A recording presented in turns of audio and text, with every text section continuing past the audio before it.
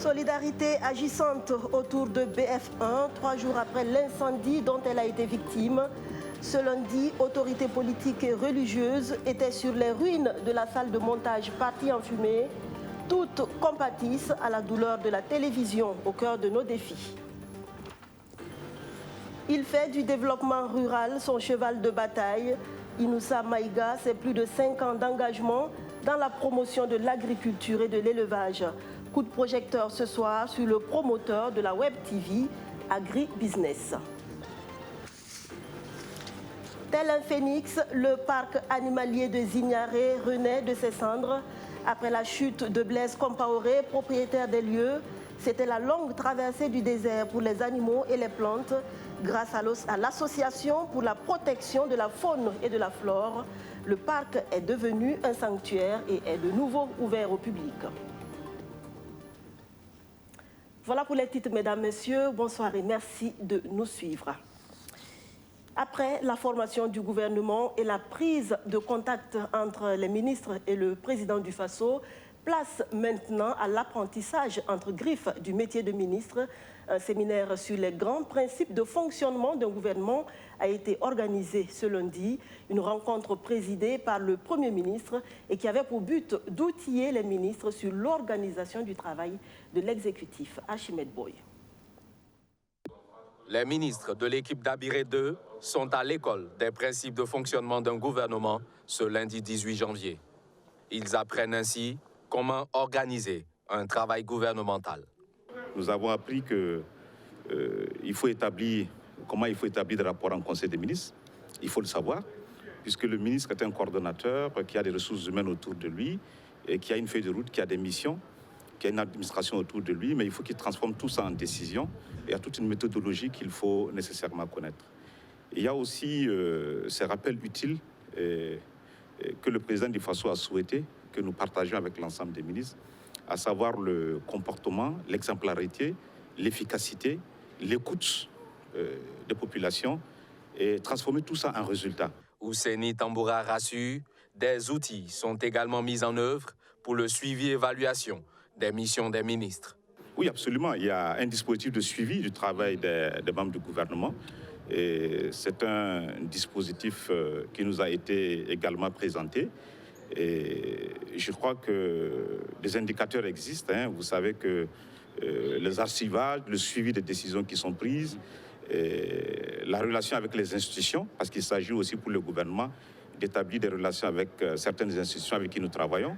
On peut considérer ici, par exemple, qu'avec le Parlement, dès que les lois sont votées, il faut qu'on s'assure que les textes d'application sont pris. Donc nous avons tout un aéropage d'outils et de dispositifs qui permet de savoir comment travaillent les ministres et si les résultats sont atteints.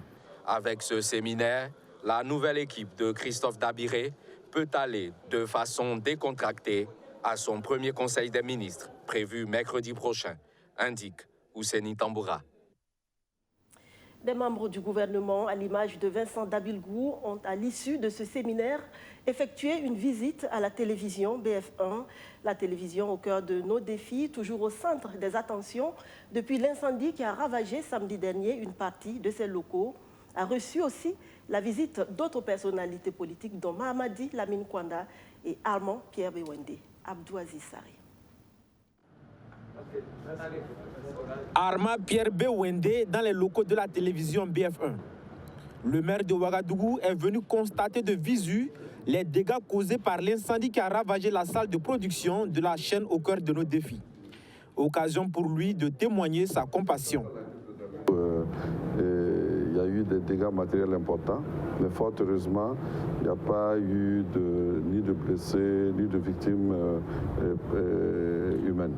Donc nous sommes venus vraiment lui apporter toute notre solidarité et montrer notre disponibilité à faciliter toute procédure administrative et qui pourrait être nécessaire en tout cas à la réhabilitation de ce pan de ce bâtiment-là. À la suite du premier responsable de la capitale, c'est l'Office national de la sécurité routière qui apporte son soutien à la première audience télé du Burkina. Au regard de la bonne collaboration qui existe entre son institution et BF1, Adama Kouraogo n'est pas resté indifférent en apprenant la mauvaise nouvelle. Et nous disons que cette solidarité-là doit continuer pour permettre à chaque agent, à chaque collaborateur du directeur général de savoir qu'il est dans une institution qui compte parmi les institutions de notre pays et qu'il ne travaille plus pour lui seul, il travaille pour toute la nation entière. Et cela ne peut que nous faire grandir davantage. Idem pour Mahamadou Kouanda, président du CRP, Congrès pour la Renaissance et le Progrès. Je suis avec vous. Merci. Et que Dieu doit vous assister. Merci. Et si c'est Dieu qui a fait, Dieu va débarrer. Si elle a mêlé quelqu'un de façon consciencieuse, Dieu le payera. Pour le ministre des Transports, les multiples actions de solidarité viennent prouver à quel point BF1 est une chaîne qui compte aux yeux des Burkinabés. Depuis la Gagna, nous avons compris que les populations, même dans les villages les plus profonds, sont solidaires et sont attristées. Je crois que c'est un point qui doit pouvoir révéler qu'ils doivent continuer à faire des efforts. Et je pense qu'ils ont commencé aussi à prendre conscience qu'ils sont utiles pour le service public qu'ils mènent ici, pour nous, pour les populations. Et c'est dans ce sens-là que je pense que ces ministres-là, au-delà du fait que nous avons perdu beaucoup, nous devons aussi montrer que ça nous a révélé que BF1 compte pour les Burkinabés. Et c'est ça que c'est une leçon que nous devons retenir. Et moi, je repars ici de manière triste, mais aussi de conforter de voir que c'est des jeunes qui prennent ça et qui encaissent et qui veulent aller de l'avant. Et je crois que c'est ça qui est important. C'est le samedi dernier qu'est survenu l'incendie aux environs de 4 heures.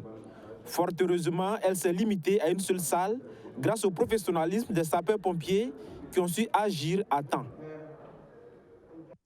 Des personnalités religieuses apportent également leur soutien à BF1.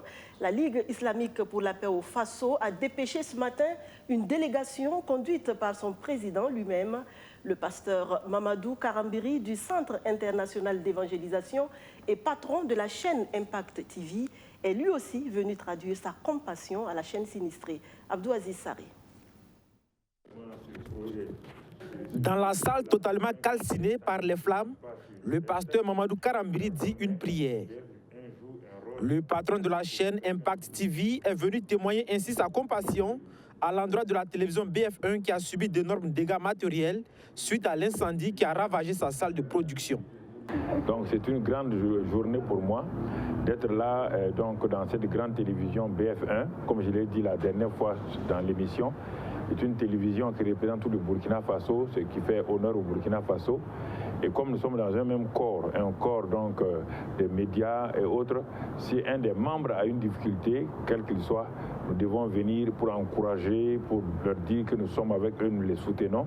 Et c'est dans ce cadre-là que toute l'équipe donc de direction de Impact TV est là avec moi pour non seulement dire courage à BF1, leur dire de reprendre encore une autre dimension et d'aller de l'avant parce que nous savons que cette télévision-là joue un grand rôle au Burkina Faso, mais aussi à l'extérieur, que les Burkinabés de l'extérieur suivent très bien. Eh bien, il faut dire que c'est déjà une grosse satisfaction pour nous que Papa Karambiri effectue le déplacement en ces lieux pour nous soutenir moralement avec l'épreuve que nous avons subie. L'avoir à nos côtés vient nous raffermir davantage. Il y a les collègues d'Impact TV, comme je dis, moi je fais le distinguo entre Papa Karambiri et Impact TV, parce qu'il y a Impact TV avec Edmond et Sommet, ça c'est la confraternité, mais Papa Karambiri, ça c'est le père de tous, celui-là qui vient vraiment apporter des paroles de consolation, mais au-delà des paroles de consolation, c'est pour nous régaillader, nous réconforter et nous dire d'aller de l'avant. Et c'est ce qui a été fait. Une fois de plus, en tant que père généreux, il n'est pas venu les mains vides, il a bien voulu nous laisser quelque chose pour qu'on puisse acheter du matériel dans ce qui est parti. Nous ne pouvons que lui dire merci et continuer de demander à Dieu de le bénir comme il a toujours béni jusqu'à présent, qu'il continue lui aussi de jouer le rôle qu'il a toujours joué au Burkina Faso et au-delà du Burkina pour toute l'Afrique. Au nombre des personnalités religieuses, El Hadj Ouseni Tabsoba, président de la Ligue islamique pour la paix au Faso. Avec ses collaborateurs, ils sont venus aussi encourager le directeur général de la chaîne au cœur de nos défis. Oui, effectivement, nous avons appris comme tout le monde vraiment ce qui s'est passé à la télévision BF depuis 48 heures. Bon, compte tenu de ce triste événement, la Ligue islamique pour la paix au Faso a souhaité ce matin, en tout cas, passer nos encouragements au DG et aux personnes de BF1, en tout cas pour les encourager à aller toujours de l'avant. Pour l'instant, la cause de l'incendie n'est pas encore déterminée, mais la police scientifique poursuit ses investigations pour tenter d'en savoir plus. Nous sommes le lundi 18 janvier 2021. La chronique économique de cette semaine s'articule autour de l'exécution des marchés publics.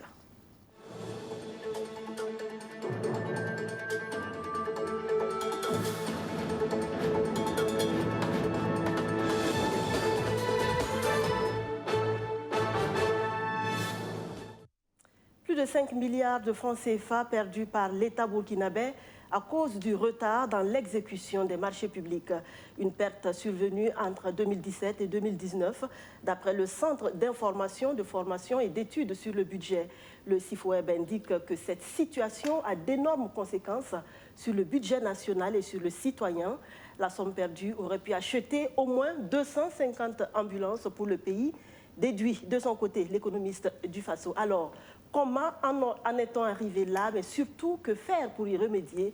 Élément de réponse avec Benjamin Kwame. Il y a eu des anomalies dans le processus de passation et d'exécution des marchés publics entre 2017 et 2019. Des anomalies liées au retard dans l'exécution des marchés et à la non-transparence dans la commande publique. C'est ce qu'indique le Centre d'information, de formation et d'études sur le budget. Parlant justement de retard et de non-transparence dans l'exécution des travaux, en moins de 4 ans, c'est plus de 5 milliards de francs CFA qui sont perdus par l'État burkinabé. C'est des marchés que les ministères, les institutions publiques de l'État attribuent à des entreprises pour réaliser des infrastructures sociales dans le domaine de l'éducation, de la santé et j'en passe. Et on se rend compte que la mauvaise exécution de ces marchés par ces entreprises coûte à l'État plus de 5 milliards de francs CFA. Les raisons liées à cette perte financière sont multiples. Mauvais suivi des ministères et institutions attributaires de ces marchés ou encore matériel des entreprises en mauvais état. Soit l'État lui-même ne fait pas un suivi, alors que tu ne peux pas donner un marché, injecter de l'argent et puis toi-même tu ne fais pas le suivi. Donc, une fois qu'il n'y a pas le suivi, les entreprises aussi peuvent s'adonner à d'autres choses. Soit il y a une différence technique et financière de ces entreprises qui ont eu ces marchés-là. Soit ces entreprises-là n'ont pas la capacité technique, le matériel nécessaire pour exécuter ces marchés, soit ces entreprises n'ont pas les moyens financiers requis pour exécuter ces marchés. Dans tous les cas, c'est l'État qui est responsable. L'exemple le plus palpable est la réhabilitation du tronçon allant de l'hôpital Yalgado à l'échangeur de l'Est. Nous-mêmes, à l'économie du Faso, il y a 2 ans de cela, on avait fait un dossier sur ça. On s'était rendu compte que le marché qui a été lancé, la construction là, accusait un retard de 9 ans. Et aujourd'hui, en 2021, nous sommes à 11 ans. Ce n'est que 11 ans après que l'État est allé inaugurer cette infrastructure. Donc vous imaginez la conséquence pour la population. Et ce n'est pas tout. On note en moyenne par an 315 marchés qui connaissent un retard dans l'exécution des travaux. Nous trouvons que cela c'est trop. Le CIFOEB note qu'il y a au moins 315 marchés publics qui accusent un retard en moyenne. Si on compile le nombre de marchés, on a près de 1000 marchés au Burkina de 2017 à 2019 qui ont accusé un retard. Imaginons que dans un village, on dit on va construire une école. L'école accuse un retard. Non seulement pour les enfants, c'est une souffrance pour les enfants, c'est une souffrance pour les parents, l'école ne vient pas. La plupart de ces marchés sont attribués de gré à gré, souvent sans aucune forme de publicité pour élargir les potentiels demandeurs, une situation que l'on pourrait qualifier d'attribution par copinage. Le mot n'est pas fort, le copinage. Il y a au moins 75% de ces marchés publics-là ont fait l'objet de gré à gré. Normalement, on doit lancer un appel d'offres ouvert et que l'entreprise qui a les moyens, qui a la logistique requise, puisse concourir à ces marchés et pouvoir exécuter. Ces 5 milliards de pertes comparées à un rapport de 2019 dans le domaine des mines peut permettre à l'État burkinabé d'acquérir au moins 250 ambulances pour sauver des vies humaines, déduit l'économiste du Faso. Une perte financière de 5 milliards quand nous avons essayé d'évaluer à partir d'un rapport publié en 2019 par l'économiste gestionnaire Mamadi Sangla, il dit qu'avec 4 milliards 800 millions, on peut acquérir 200 ambulances. Alors, si on peut acquérir 200 ambulances avec 4 milliards 800 millions, vous imaginez plus de 5 milliards, ce qu'on pourrait avoir comme ambulance. Nous estimons qu'on pourrait avoir au moins 250 ambulances pour le Burkina Faso. Depuis donc des années, ces pertes financières sont d'actualité, alors que le budget de l'État doit remplir et prendre en charge de nombreux secteurs dont les besoins sont de plus en plus urgents. Pour éviter ces pertes financières, le CIFOEB et les avertis des questions de l'économie recommandent un suivi de la part de l'État en parlant des institutions et ministères attributaires des marchés, limiter au maximum le gré à gré, mettre un point d'honneur sur la transparence avec un véritable suivi et au pire des cas, sanctionner comme il le faut les entreprises qui accusent du retard et exécutent mal les travaux.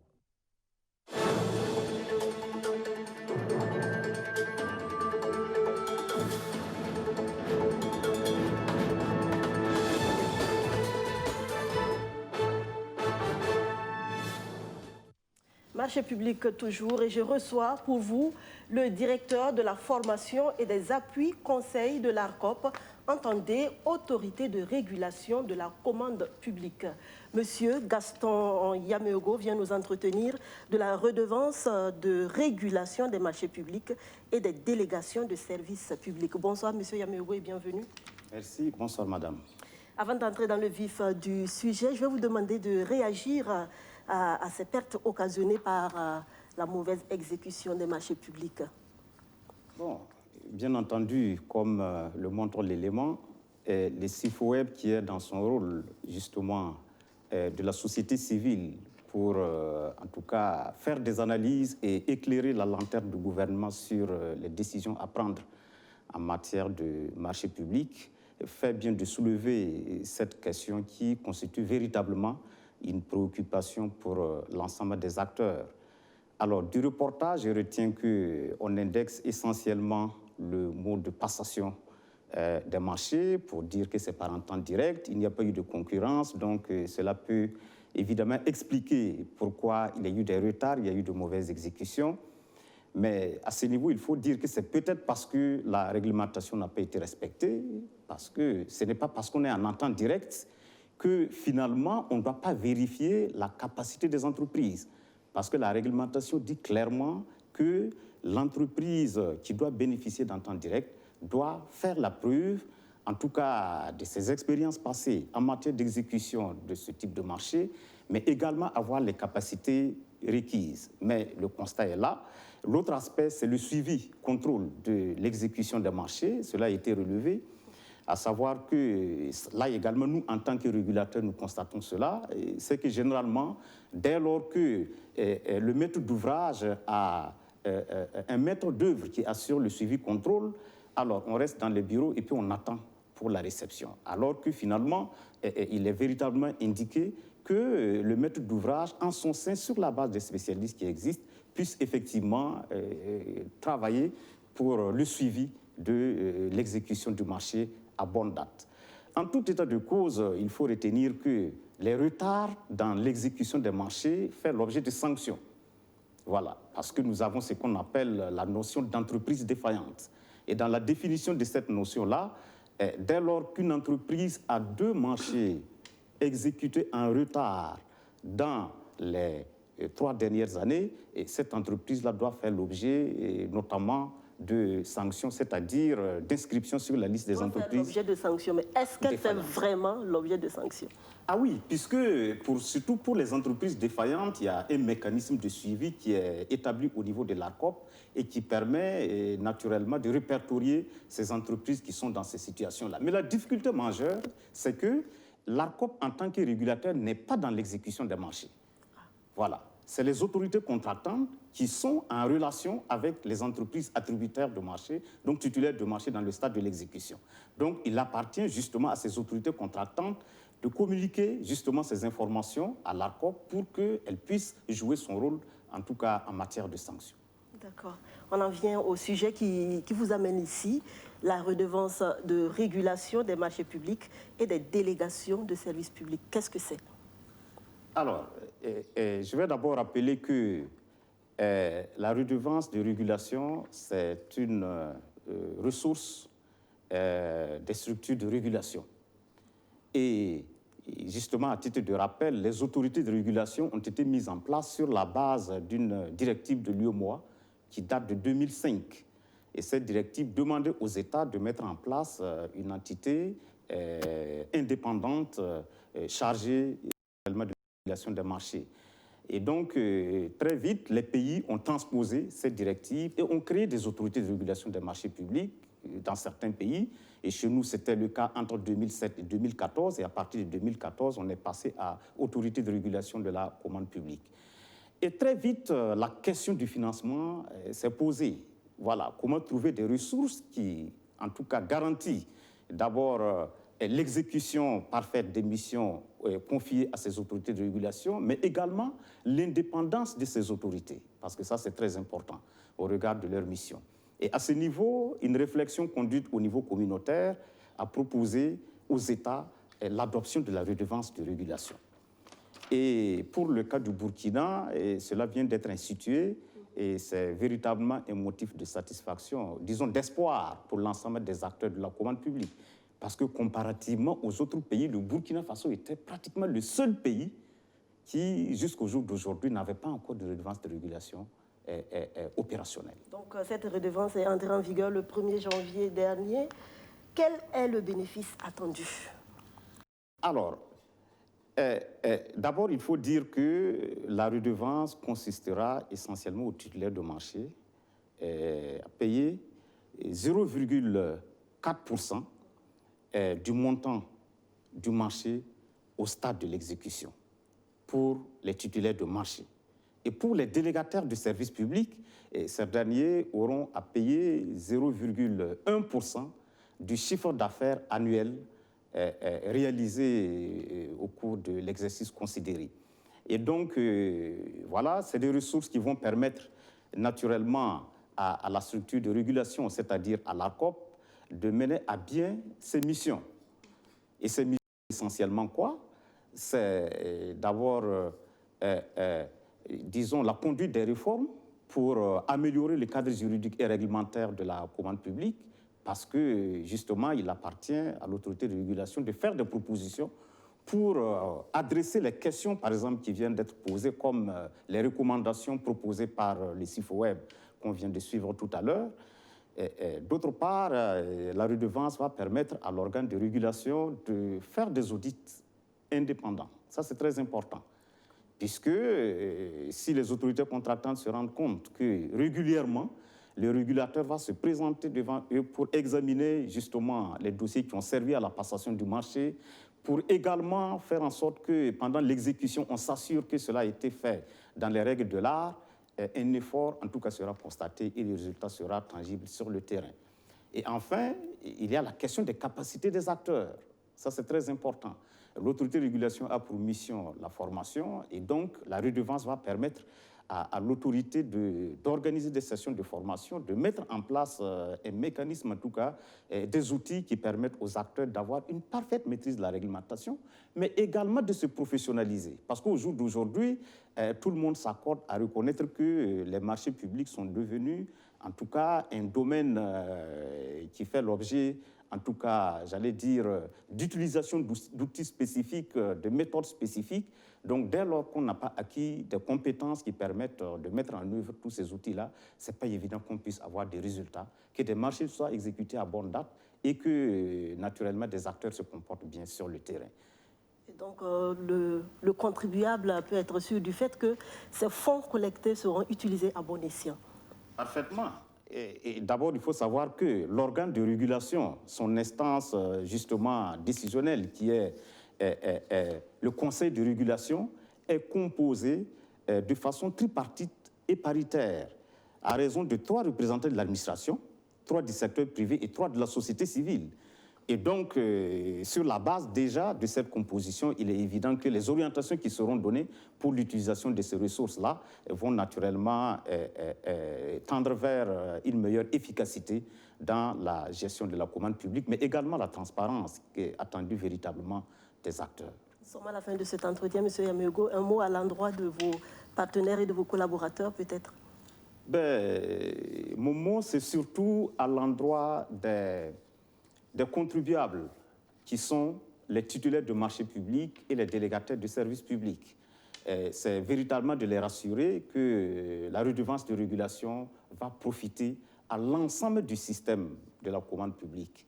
La redevance, ce n'est pas pour les agents de l'ARCOP ou encore pour les membres de l'ARCOP. Non, c'est pour véritablement permettre à l'ARCOP de mener à bien ses missions. Et enfin, à l'égard des redevables qui sont justement les comptables payeurs qui, naturellement, doivent récolter la redevance et ensuite procéder à un reversement au profit de l'ARCOP. C'est de dire que c'est véritablement en tandem que nous allons ensemble relever les défis liés à la commande publique sur la base des opportunités qu'offriront la redevance de régulation. Merci. Monsieur Gaston Yameogo, directeur de la formation et des appuis conseils de l'ARCOP, l'autorité de régulation de la commande publique. Vous restez avec moi pour la suite du journal. Dans le domaine de l'innovation des médias en ligne, c'est assurément l'exemple le plus parlant avec sa web TV dénommée AgriBusiness.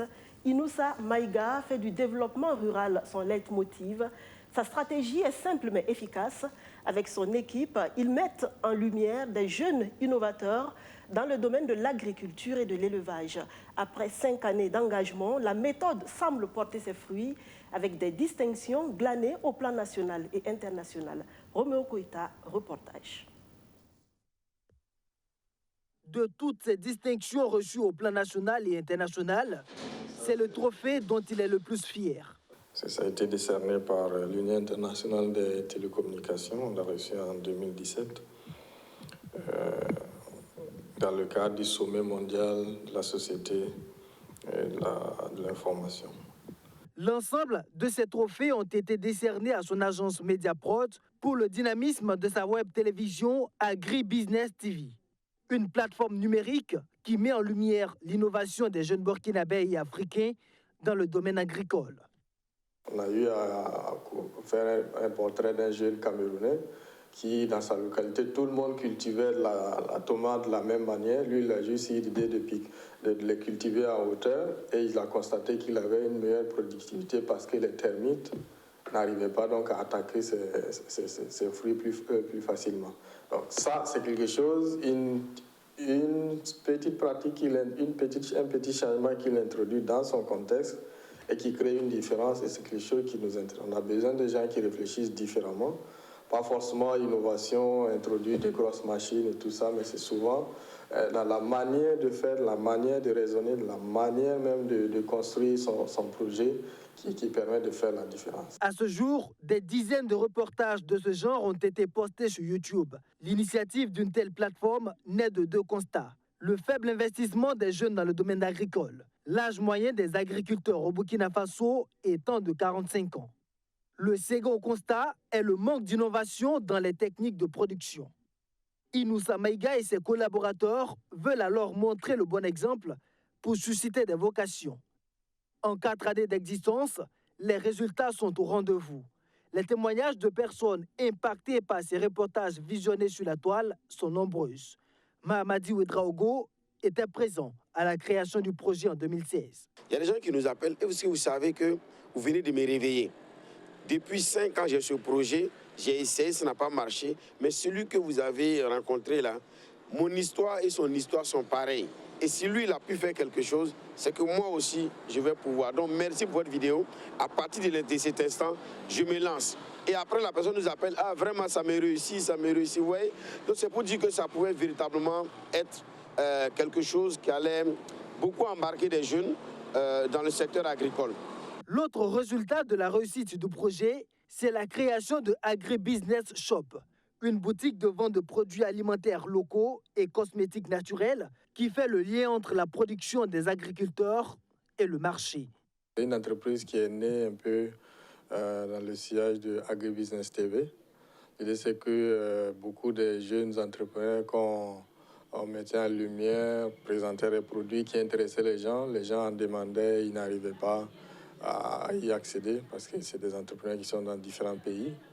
Et cela nous a amené à l'idée de créer justement cet espace, cette entreprise qui allait un peu aider à mieux distribuer, à faire circuler les produits dans la sous-région. D'un produit placé dans les rayons au départ, la boutique compte aujourd'hui plus de 400 produits avec un accent mis sur la qualité des emballages. C'est donc toute la chaîne de production qui est ainsi valorisée selon cet entrepreneur qui pense que le projet aurait pu impacter davantage la jeunesse si ces portraits de jeunes agriculteurs modèles étaient diffusés sur une chaîne de télévision locale.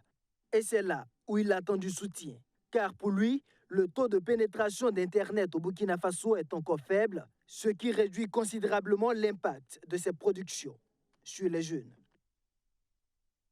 Voyons à présent la renaissance du parc animalier de Zignaré. Après 6 longues années de souffrance, animaux et végétaux de la résidence privée de Blaise Compaoré respirent à nouveau un air d'épanouissement. Sauvé par l'Association pour la protection de la faune et de la flore, le parc devenu sanctuaire a accueilli ses premiers visiteurs samedi dernier. Roméo Kuita. Voici ce à quoi ressemblaient les lions du parc animalier de Zignaré il y a environ 1 an. Des bêtes qui faisaient l'attraction de ce site touristique amaigries et affaiblies par la faim, la peau presque sur les os. Leur jour était même compté. Je pense que si on avait mis 2-3 semaines de plus avant de venir, on en aurait perdu 2. 2 sur les 4, voire même 3. La prise en charge s'est donc faite in extremis, avec un suivi régulier dans l'alimentation et les soins pendant 1 année. Les 4 lions ont changé d'apparence. Ils reviennent de loin. Une action salvatrice à mettre à l'actif de l'Association pour la protection de la faune et de la flore, qui s'est senti interpellée par la situation difficile à laquelle ces animaux étaient confrontés. Depuis la chute de l'ancien président Blaise Compaoré, la mairie de Zignaré avait du mal à les entretenir. Quand on est arrivé au début, nous n'avions aucun contact avec les propriétaires de ce parc. Nous sommes venus, comme je l'ai dit, de façon bénévole. Nous ne nous attendions pas à être là aussi longtemps. Au fur et à mesure que les mois sont passés, que nous avons commencé à voir l'intérêt que ce parc générait au sein de la population et au sein de la population internationale également, nous nous sommes dit qu'il fallait que nous poussions le projet plus loin. Et c'est à partir de là que nous avons contacté la famille, les propriétaires, la famille Compaoré. Voilà, ça s'est fait très simplement. On leur a expliqué notre projet. Ils ont vu que nous étions transparents, complètement apolitiques. Et je pense qu'ils ont décidé de nous faire confiance. Une confiance des propriétaires et un soutien des partenaires qui a permis à l'association de réhabiliter ce parc et prendre sa gestion, même s'il demeure la propriété de la famille Compaoré. Le site a même été rebaptisé Sanctuaire animalier de Zignaré et rouvert au public. Des dizaines de visiteurs ont fait le déplacement. Certains sont heureux d'avoir vu les animaux qui ont survécu. J'avais eu l'occasion de voir ça au niveau de Banguego, mais c'est quand j'étais petit, ça fait très longtemps. Donc revoir ça aujourd'hui, c'est très intéressant. J'avais pas l'occasion d'être si proche des hippopotames. C'est une première fois pour moi. Je suis vraiment ravie. Hormis les hippopotames et les lions, il y a aussi des tortues, des singes, une hyène et surtout des autruches. Certaines espèces ont été offertes par des particuliers. Des animaux qu'il faut continuer d'entretenir. Un véritable défi. On est à peu près à 180 000 francs CFA par semaine pour les 4 lionnes et en comptant la hyène. Donc ça fait 4 carnivores, 180 000. C'est à peu près 7 kilos par lionne chaque fois qu'on vient au parc. Donc on vient au parc 3 fois par semaine. Donc faites le calcul. Il faut qu'elles aient à peu près entre 20 et 30 kilos de viande chacune par semaine pour être en forme. Hein. Après, on pourrait leur donner moins, mais elles vont être un peu amaigries, un peu plus agressives. Au début du projet, l'association a d'abord fonctionné sur fonds propres, avant le soutien de ses amis. Elle compte aussi sur ses partenaires et la billetterie pour le fonctionnement du sanctuaire, désormais officiellement rouvert au public. Tenir bon ne rend pas fort à coup sûr. Parfois, le plus dur est de lâcher prise. comment abandonner et partir quand du plus profond de son cœur, sa seule envie, c'est de rester et continuer. Dans pareille situation, il est important de suivre son intuition. Et croyez-moi, elle est très bonne conseillère dans la plupart des cas. Merci de votre attention et belle soirée sur BF1. À demain.